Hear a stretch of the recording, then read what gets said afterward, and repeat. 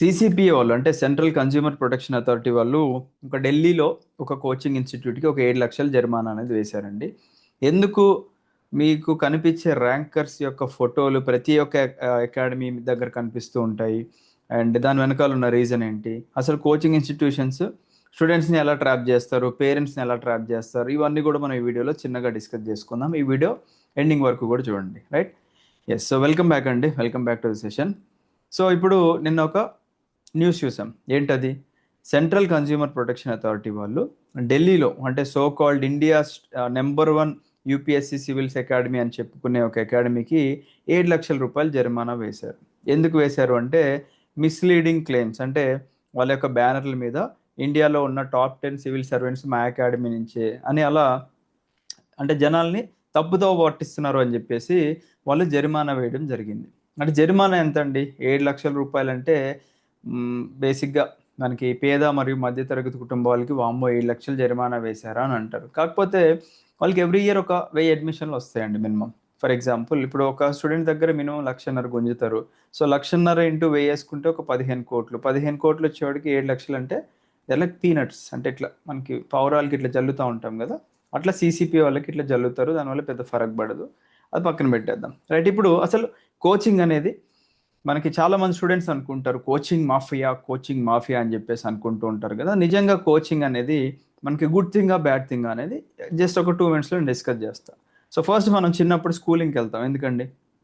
మనకి అక్షరాలు రావు, అక్కడి నుంచి నేర్పించుకుంటూ 10th వరకు ఏదో ఒకటి మనం బట్టి బట్టు ఏదో ఒకటి 10th కంప్లీట్ చేసాం. 10thలో మనం స్కూల్స్కి డబ్బులు ఖర్చు పెట్టాం, ఎందుకంటే మన చదువు కోసం. ఇంటర్మీడియట్లో డబ్బులు ఖర్చు పెట్టాం, మళ్ళీ అగైన్ మన చదువు కోసం. డిగ్రీ లేదా బీటెక్కి మళ్ళీ డబ్బులు ఖర్చు పెడుతున్నాం, లేదా ఎంబీబీఎస్ ఏదో ఒకటి మళ్ళీ అక్కడ కూడా డబ్బులు ఖర్చు పెడుతున్నాం మన చదువు కోసం. ఇదంతా ఒక ఎత్తు అయితే, మనకి ఒక గవర్నమెంట్ ఉద్యోగం రావాలి అనుకునేది ఇది ఇంకొక ఎత్తు. ఇక్కడ కూడా మరి కోచింగ్ ఇన్స్టిట్యూషన్స్ ఏంటి అంటే మంచి మంచి ఫ్యాకల్టీస్ని పెట్టి చెప్పిస్తూ ఉంటాయి. సో ఇదేమైనా తప్ప? ఇంట్రెస్ట్ ఉన్న వాళ్ళు వెళ్ళాలి, లేదనుకుంటే సెల్ఫ్గా ప్రిపేర్ అయ్యి మెంటర్స్ని పెట్టుకునే వాళ్ళు ఉంటే that's absolutely fine. So coaching అనేది ఒక మాఫియా కాదండి. కాకపోతే దీన్ని మాఫియా కింద ఎలా మారుస్తున్నారు అంటే, ర్యాంకర్స్ రానటువంటి వాళ్ళని కూడా మా ర్యాంకర్నే అని క్లెయిమ్ చేసుకునే అకాడమీస్ ఖచ్చితంగా ఒక మాఫియా అని ఒక పేరు, ఒక ట్యాగ్ లైన్ పెట్టుకోవచ్చు అనమాట. ఎందుకంటే జెన్యున్గా ఒక సంస్థ నడుస్తుంది అనుకుంటే దానివల్ల పెద్ద ప్రాబ్లం ఏమి ఉండదండి. ఇప్పుడు ఫర్ ఎగ్జాంపుల్ ఒకటే ర్యాంక్ వచ్చింది అనుకోండి, ఆ ఒక్క ర్యాంక్ క్లెయిమ్ చేసుకుంటే మనకి అని తప్ప. కాకపోతే పక్కనోడు క్లెయిమ్ చేసేసుకుంటాడు నేను క్లెయిమ్ చేయకపోతే అని. వీళ్ళందరూ కూడా ఉన్న ర్యాంక్స్ అందరిని కూడా ఫస్ట్ వేసేసుకుందాం, ముందు అడ్మిషన్స్ వచ్చేనివ్వండి, సీసీపీఏ ఫైన్లు ఇవన్నీ పక్కన పెట్టేద్దాం, వాడు వస్తే వాళ్ళ ముఖాన్ని ఇట్లా ఒక 7 లక్షలు 10 లక్షలు కొట్టేస్తే అయిపోద్ది, ముందు మన బిజినెస్ ముఖ్యం అని చెప్పేసి మనం క్లియర్గా 12th ఫెయిల్ మూవీలో కూడా క్లియర్గా చూపిస్తారండి. అసలు ఢిల్లీలో ఏం స్కామ్ నడుస్తుంది, అకాడమీస్ ఎలా జనాల్ని మోసం చేస్తాయి అని చెప్పేసి. అవి చూసి పేరెంట్స్ ఏం చేస్తారు? ఇప్పుడు ఫర్ ఎగ్జాంపుల్ ఒక కోచింగ్ ఇన్స్టిట్యూషన్లో ఒక ర్యాంకర్ ఉన్నాడండి, ఓకేనా? ఆ ర్యాంకర్ ఆ ఇన్స్టిట్యూట్ నుంచి కాదు, బట్ ర్యాంక్ వచ్చింది. ర్యాంక్ వచ్చిన తర్వాత వీళ్ళు ఏం చేస్తారు అంటే ఇమీడియట్గా కారు ఏదో ఒకటి పంపించేసి రమ్మని చెప్పి వాడికి ఇమీడియట్గా ఫెలిసిటేట్ చేసి ఒక గిఫ్ట్ ఇచ్చేసి ఇట్లా మా స్టూడెంట్స్కి మీరు కొద్దిగా గైడ్ చేయండి అని చెప్పేసి పిలుస్తాడు, గైడ్ చేయమని పిలుస్తాడు. బట్ ర్యాంక్ వచ్చిన తర్వాత స్టూడెంట్స్ యొక్క పర్సెప్షన్ లేదా మనకి పేరెంట్స్ యొక్క పర్సెప్షన్ ఎలా ఉంటుందంటే, అరే ఇతను ఇక్కడే చదువుకున్నాడు కావచ్చేమో, అందుకే ఇక్కడ స్టూడెంట్స్ని గైడ్ చేయడానికి వచ్చాడు అని చెప్పేసి మనం ఆ యొక్క ఊబిలో పడిపోతాం అనమాట. ఆహా, ఈ పర్టికులర్ పర్సన్ ఇక్కడి నుంచి అని చెప్పేసి. కొంతమంది ఏం చేస్తారంటే అక్కడే డబ్బులు అమ్ముడుకు పోయే వాళ్ళు ఉంటారు. వాడు 5 లక్షలు 10 లక్షలు, కొన్ని అకాడమీలు అయితే మీకు నచ్చిన కారు కొనుక్కోండి, మా ఇన్స్టిట్యూషన్లో కోచింగ్ తీసుకున్నా అని చెప్పండి అంటే అట్లా చెప్పిన వాళ్ళు కూడా చాలామంది ఉన్నారు. చెప్పి అలా వాళ్ళ జూనియర్స్ని మిస్గైడ్ చేసినటువంటి వాళ్ళు కూడా చాలామంది ఉన్నారనమాట. సో మనము అంతా ప్రతి ఒక్క ర్యాంకర్ని బిలీవ్ చేయాల్సిన అవసరం లేదండి. మీకు ఉన్న ప్రతి ఒక్క ర్యాంకర్ యొక్క ఇంటర్వ్యూస్ ఏవైతే ఉన్నాయో దాంట్లో మోర్ దాన్ 50% ఫేకే ఉంటాయి. వాడు చదివింది ఒకటి, చేసింది ఒకటి, బట్ ఇక్కడికి వచ్చి చెప్పేది ఒకటి. ఎందుకంటే అతని యొక్క ఫస్ట్ కరప్షన్ ఇక్కడి నుంచే స్టార్ట్ అవుతుంది అనమాట. అంటే అకాడమీస్కి అమ్ముడు పోవడం, అకాడమీస్ ఇక్కడ సొమ్ము చేసుకుంటున్నారు, ఒక పక్కన వీడు కూడా లేదా అబ్బాయో అమ్మాయి ఎవరో కానీ డబ్బులకి లోబడి ఓకే డబ్బులు వస్తున్నాయి కదా ఏదో ఒక 4 మాటలు చెప్పేస్తే కాలం గడిపేయచ్చు అని చెప్పేసి అట్లా మిస్గైడ్ చేసే వాళ్ళు ఉన్నారనమాట. రైట్? సో ఇక్కడ ఫస్ట్ మనం ఏం చేయాలి అంటే అసలు స్కామ్ ఎక్కడ మొదలైద్ది తెలుసుకోవాలి. ఎక్కడ మొదలైద్ది? ఫస్ట్ ప్రిలిమ్స్ ఎగ్జామ్ స్టార్ట్ అవుతుంది అన్నప్పుడు మనకి ఫ్రీ ప్రిలిమ్స్ టెస్ట్ సిరీస్ అని చెప్పేసి పెడతారు. అక్కడ మనం పొరపాటున ఎన్రోల్ అయ్యామనుకోండి, మన ఫోన్ నెంబరు, మన పేరు ఇస్తాం కదా, అక్కడ వాళ్ళు డేటా కలెక్ట్ చేసుకుంటారు. మీ ప్రిలిమ్స్ అవ్వగానే వాళ్ళ యొక్క కాల్ చేసే ఒక టీం ఉంటుందన్నమాట. వాళ్ళందరూ కాల్ చేసి, సార్ మీరు ప్రిలిమ్స్ అయిందా అని ఫోన్ చేస్తారు. మీరు మనం ఫ్రీ ప్రిలిమ్స్ టెస్ట్ సిరీస్ రాశారు కదా సార్, క్వాలిఫై కూడా అయ్యారు కదా సార్, ఇప్పుడు మెయిన్స్కి కూడా కండక్ట్ చేద్దాం అంటున్నారు, మీరు వచ్చి ఫ్రీగా రాసుకోవచ్చు అని చెప్పేసి అంటారు. సో మెయిన్స్ టెస్ట్ సిరీస్ కూడా రాస్తారు. అంటే ఇది ఫ్రీ అండి. ఫ్రీ అంటే ఇంకా మన వాళ్ళు తెలుసుగా, అంటే భయం ఉంటుంది ఆబ్వియస్లీ ఒక ఆస్పిరెంట్కి. అరే మల్టిపుల్ అకాడమీస్లో టెస్ట్ సిరీస్లు రాస్తే ఏదో ఒక పాయింట్ తగలకపోవచ్చా, లేకపోతే ఏదైనా డిఫరెంట్ ప్యాటర్న్ తెలుసుకోవచ్చు కదా అని చెప్పేసి people started to right this free test series అనమాట. అక్కడ మళ్ళీ డేటా వెళ్తుంది. అగైన్ ఇదంతా అయిపోయిన తర్వాత కష్టపడి స్టూడెంట్ చదువుకున్న ప్రిలిమ్స్, కష్టపడి స్టూడెంట్స్ క్లియర్ చేసిన మెయిన్స్ ఎగ్జామ్, అంటే 90% కష్టం అంతా కూడా ఇక్కడ స్టూడెంట్ది. ఇప్పుడు సింపుల్గా భయం స్టార్ట్ అవుతుంది. యూట్యూబ్లో కొన్ని వీడియోలు చూస్తాడు, వామ్మో ఇంటర్వ్యూ ఏదో వీళ్ళు బాగా ఇంటర్వ్యూ కండక్ట్ చేస్తున్నట్టున్నారు, చిన్నగా ఇంటర్వ్యూ గైడెన్స్కి వెళ్దామని చెప్పేసి ఢిల్లీ వెళ్ళిపోతారు. ఫస్ట్ మన వాళ్ళు తెలుగు స్టేట్స్లో వాళ్ళు కూడా ఢిల్లీ వెళ్ళిపోతారు. అక్కడ ఇంటర్వ్యూ గైడెన్స్ ఇచ్చేస్తారు. మళ్ళీ ఇక్కడికి వస్తారు. హైదరాబాద్లో కూడా సేమ్ మనకి ఫ్రీ ఇంటర్వ్యూ గైడెన్స్ అంటే సరే వెళ్ళి చూద్దాం, మనకి మెయిన్ ఇంటర్వ్యూలో అట్లీస్ట్ ఇక్కడ ఉన్న ఒక 10-15 ఇన్స్టిట్యూషన్లు తిరిగితే ఒక క్వశ్చన్ అన్నా తగలకపోవచ్చు అక్కడ అని చెప్పేసి అలా ప్రతి ఒక్క ఇన్స్టిట్యూషన్కి వచ్చి వాళ్ళకి ఫియర్ని పోగొట్టుకోవడానికి వస్తారు. వీళ్ళు ఏదో మనకి ఇక్కడ డైరెక్ట్గా అవే క్వశ్చన్లు వచ్చేస్తాయని చెప్పేసి ఎవరన్నా చెప్తాడా అంటే ఎవరు చెప్పలేరండి. అక్కడ యూపీఎస్సీ ప్యానల్ అడిగే క్వశ్చన్స్ అనేది కంప్లీట్గా డిఫరెంట్ ఉండొచ్చు, ఇక్కడ వీళ్ళు అడిగే కంప్లీట్గా డిఫరెంట్ ఉండొచ్చు. బట్ ఒక స్టూడెంట్ లేదా ఒక ఆస్పిరెంట్ భయం పోగొట్టుకోవడానికి ఇక్కడ వచ్చిన దాన్ని వీళ్ళు క్యాష్ చేసుకుంటారు అనమాట. సొమ్ము చేసుకోవడానికి రిజల్ట్ వచ్చిన తర్వాత ఈ పర్సన్ మా అకాడమీలో కోచింగ్ తీసుకున్నాడు అని చెప్పేసి అంటారు. సో సీసీపీ వాళ్ళు క్లియర్ గైడ్లైన్స్లో ఏం చెప్పారు అంటే, సరే ఈ ఎక్స్ అనే పర్సన్ ఒక ర్యాంకర్ అయ్యాడు అనుకుంటే, మీరు ఇంటర్వ్యూ గైడెన్స్ ప్రోగ్రామ్ తీసుకున్నాడు అంటే, మీరు అక్కడ ఫోటో కింద ఫ్రీ ఇంటర్వ్యూ గైడెన్స్ ప్రోగ్రామ్ అనేది క్లియర్గా మెన్షన్ చేయండి అని చెప్పేసి అంటున్నారు. బట్ వీళ్ళు ఏం చేస్తారు అంటే అందరు ఫోటోలు వేసేస్తారు, కింద ఒకవేళ మెన్షన్ చేయాలి అనుకుంటే చిన్నగా మెన్షన్ చేస్తారు అనమాట కనపడకుండా. సో దట్ దూరం నుంచి చూసే వాళ్ళు ఏమనుకోవాలి అంటే, ఓకే ఈ పర్సన్ మా ఈ యొక్క ఎక్స్ అనే అకాడమీ నుంచి ర్యాంక్ వచ్చింది అని అనుకోవాలని చెప్పేసి. సో ఈ విధంగా మనకి ఒక స్టూడెంట్ మోసపోతున్నాడు అనమాట. అసలు అంటే ఇప్పుడు కొంతమంది టాపర్స్ ఉంటారండి, వాళ్ళు చెప్పే ఈ వీడియోలు చూస్తుంటే నాకు నిజంగా నవ్వొస్తూ ఉంటుంది. అంటే కొంతమంది నేను అసలు ఏ కోచింగ్ లేకోకుండా మొదటి ప్రయత్నంలోనే ర్యాంక్ కొట్టాను అని చెప్పేసి అంటారు. సరే దట్స్ కంప్లీట్లీ ట్రూ, నేను దాన్ని కాదంటలేదు. కానీ ఆ మొదటి ప్రయత్నం వెనకాలున్న ఎఫర్ట్స్, ఆ మొదటి ప్రయత్నం వెనకాలున్న మెంటర్స్, ఆ మొదటి ప్రయత్నం వెనకాలున్న ఎవరికైతే ఆన్సర్ రైటింగ్స్ రాసి నువ్వు పర్టికులర్గా మెంటర్స్ని పెట్టుకొని వాళ్ళ సహాయం తీసుకున్నావు వాళ్ళ గురించి ఏం చెప్పరు. నేను తోపుతురుం ఖాన్ని, నాకు వచ్చేసింది ఫస్ట్ అటెంప్ట్లో ర్యాంక్ వచ్చేసింది అని అనుకుంటే జనాలు ఇది నిజమేని అనుకొని ఫీల్ అయిపోయి నాకు కూడా ఫస్ట్ అటెంప్ట్లో ర్యాంక్ వచ్చేయచ్చేమో అని ఆ ఊబిలో పడిపోయి ప్రిపరేషన్ స్టార్ట్ చేసి years and years of preparation అనే పేరుతో తల్లిదండ్రులు మోసం చేసుకుంటూ వాళ్ళని వాళ్ళు మోసం చేసుకుంటూ అలా ఢిల్లీలో మరియు హైదరాబాద్లో కాలక్షేపం చేసే ఆస్పిరెంట్స్ ఇంకా ఉన్నారు. ఇంకా 2016 నుంచి కూడా యూపీఎస్సీ ప్రిపరేషన్లో ఉన్న ఆస్పిరెంట్స్ ఇంకా అట్లా తిరుగుతూనే ఉన్నారు. వాళ్ళు ఇంకా ప్రిలిమ్స్ కూడా క్లియర్ చేయనటువంటి ఆస్పిరెంట్స్ ఉన్నారు. ఏంటంటే ఎవ్రీ ఇయర్ పేరెంట్స్కి ఫోన్ చేయడం, ఇది ఈసారి పేపర్ టఫ్ వచ్చింది, నేను మళ్ళీ ఒకసారి అటెంప్ట్ ఇద్దాం అనుకుంటున్నాను, మళ్ళీ నెక్స్ట్ ఇయర్ సేమ్ సినిమా, మళ్ళీ నెక్స్ట్ ఇయర్ సేమ్ సినిమా. ఇంకెన్ని సంవత్సరాలండి మనం ఈ ఊబిలో నుంచి బయటికి రండి, ఫస్ట్ వాస్తవాలను తెలుసుకోండి. ఇప్పుడు అకాడమీలు గూగుల్ రివ్యూస్ ఉంటాయి. గూగుల్ రివ్యూస్లో చాలామంది నిజం చెప్తారండి. గూగుల్ రివ్యూలో ఇప్పుడు యూట్యూబ్ రివ్యూ అంటే డిలీట్ అయిపోతుంది, ఇంకెక్కడైనా రివ్యూ ఇచ్చాడు అనుకుంటే డిలీట్ అయిపోతుంది. గూగుల్ రివ్యూస్ ఏవైతే ఉన్నాయో అవి డిలీట్ చేసే అవకాశం ఉండదు కాబట్టి దాంట్లో 1 స్టార్ రేటింగ్స్ ఉంటాయి. 5 స్టార్ రేటింగ్ అనేది కొనుక్కొని పెట్టించుకునే ఉంటాయి, అది మనకు తెలిసిందే. ఇప్పుడు ఏముందండి, నేను కూడా ఒక పర్సన్ వస్తే తమ్ముడు నీకు ఒక 500 ఇస్తారా, నేను జస్ట్ నీకు ఒక మెసేజ్ పంపిస్తాను అది కాపీ పేస్ట్ చేసేసే అంటే వాడు 500 కోసం పెట్టేస్తాడు, ఏం ఆలోచించాడు. అలా ప్రమోషన్లు చేసే వీళ్ళు కూడా ఉన్నారు. మేడం మీ ఇన్స్టిట్యూషన్కి లేదా సార్ మీ ఇన్స్టిట్యూషన్కి రేటింగ్స్ నేను ఇప్పిస్తాను, ఇన్ని రేటింగ్స్కి ఇన్ని వేలని తీసుకునే వాళ్ళు కూడా ఉన్నారు. అదొక దౌర్భాగ్యం మనకి.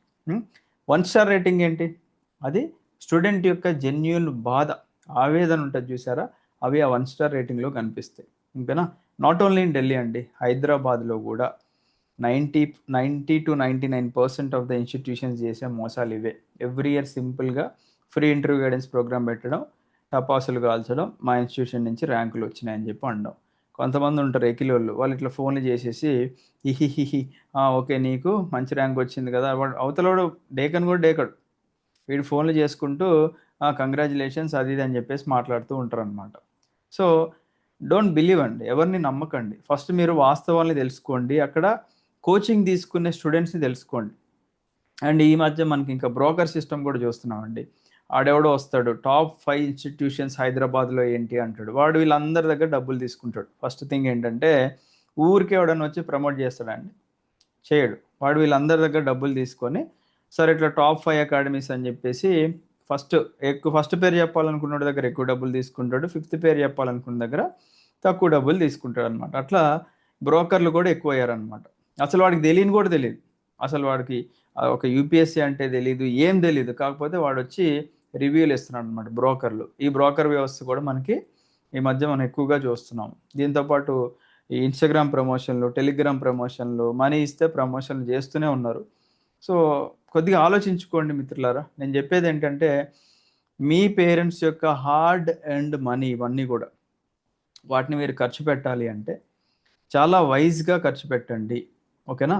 చాలా వైస్‌గా ఖర్చు పెట్టండి. డబ్బులు పోతే ఇవాళ పోతాయి, రేపు పోతాయండి. కాకపోతే మీ యొక్క వాల్యుబుల్ టైమ్, మీ యొక్క ప్రైమ్ ఏజ్ పోయింది అనుకుంటే అది మళ్ళీ మళ్ళీ తిరిగి రాదు. ఇది గుర్తుపెట్టుకోండి.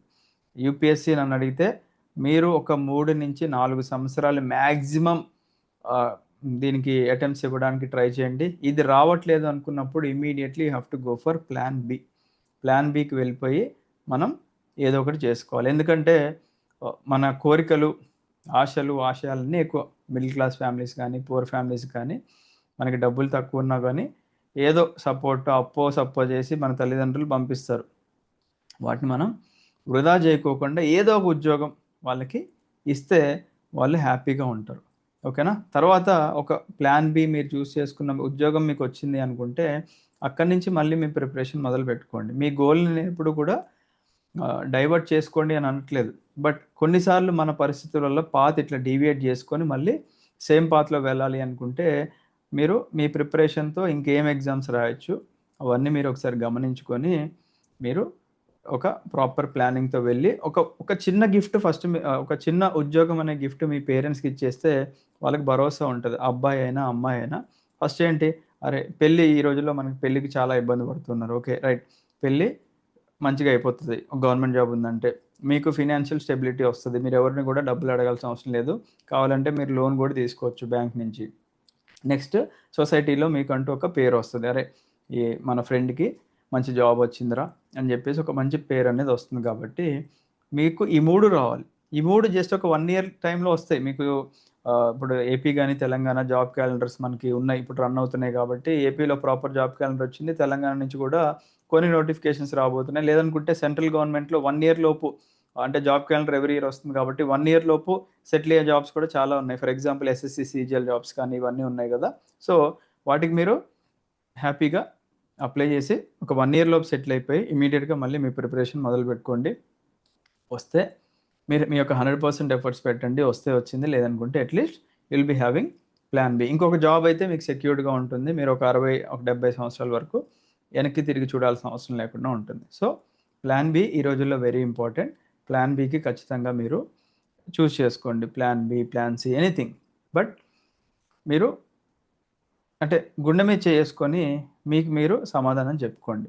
మీరు కరెక్ట్ పద్ధతి అంటే కరెక్ట్ పాత్‌లో వెళ్తున్నారా? లేదా? మీరు చేసే పనేంటి? అనేది మీరు ఒకసారి ఆలోచించుకోండి. అక్కడే మీకు సమాధానం దొరుకుతుంది. బట్ నా సిన్సియర్ రిక్వెస్ట్ ఏంటంటే, దయచేసి తల్లిదండ్రులు మాత్రం మోసం చేయకండి. అది మనం చేసే పాపాల్లో అతి పెద్ద పాపం. వాళ్ళు మన మీద ఎంతో హోప్స్ పెట్టుకుంటారు. ఓకేనా? మీ వల్ల అవ్వట్లేదు అనుకుంటే ఓపెన్‌గా చెప్పేసేయండి. తప్పేముంది? ఇప్పుడు ఫర్ ఎగ్జాంపుల్ నా వల్ల అవ్వట్లేదు అనుకుంటే, నేను ఇది చదవలేకపోతున్నాను. నాకు బాగా స్ట్రెస్ అవుతుంది. ఇప్పుడు అమ్మాయి మీకు పెళ్లి చేసుకోవాలనిపించిందనుకోండి. నాకు పెళ్లి చేసేయండి. నేను పెళ్లి చేసుకున్న తర్వాత కొద్ది కొద్దిగా ఫ్రీగా చదువుకుంటానని చెప్పండి. అబ్బాయిలనుకోండి, నేను ఇది కాకుండా వేరే గవర్నమెంట్ జాబ్ సైడ్ వెళ్దాం అనుకుంటున్నాను అని ఓపెన్‌గా చెప్పండి. అంతేగాని వాళ్ళ మొహమాటానికి లేదా వాళ్ళని మోసం చేద్దామని ఎవ్రీ మంత్ డబ్బులడిగి హైదరాబాద్‌లో ఉంటూ లేదా ఢిల్లీలో ఉంటూ మీరక్కడ చాలామంది ఇంకా దారుణాలున్నాయండి. I just don't want to tell. Hyderabad లేదా ఢిల్లీ వెళ్లి చాలామంది చేసే పనులు తల్లిదండ్రులకు తెలీదింకా. అక్కడ మీ పిల్లలు ఏం చేస్తున్నారు? మనం ఏంటంటే పొద్దున్నే మంచిగా రెడీ అయ్యి కోచింగ్‌కి వెళ్తున్నాం అని అనుకుంటాం గానీ, మీరు తప్పు పడుతున్నారు. అక్కడ మీ అమ్మాయి లేదా అబ్బాయి చేసే పనులు ఇంకా వేరే ఉన్నాయి.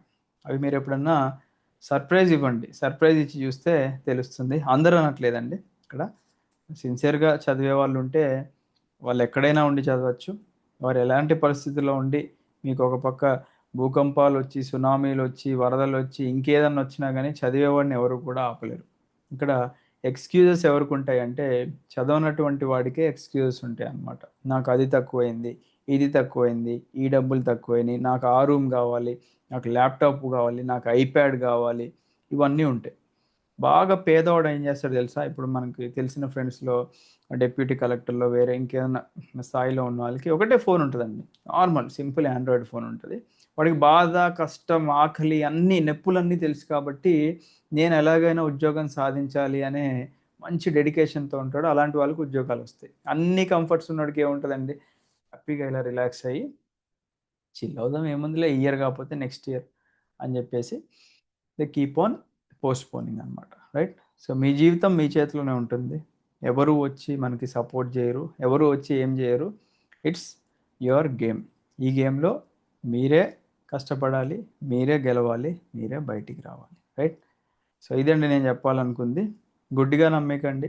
ఏదో మోటివేషన్ వీడియోలు జూసి ఈ అకాడమీలో మంచి ఇంత మోటివేషన్ ఉందంటే ఇక్కడికొచ్చాక ఇరగదీస్తారనుకుంటే అక్కడ ఏమి ఉండదు. పైన పటారం, లోన లొటారం అనమాట. సో, మోటివేషనల్ వీడియోలు కూడా చూసి నమ్మకండి. ఇదొక మార్కెటింగ్ స్ట్రాటజీ అండి సింపుల్‌గా చెప్పాలంటే. ఇప్పుడున్న హైదరాబాద్ ఇన్‌స్టిట్యూషన్స్‌లో మెజారిటీ మీరు చూసుకున్నట్లయితే యూట్యూబ్‌లో మోటివేట్ చేస్తూ ఉంటారు.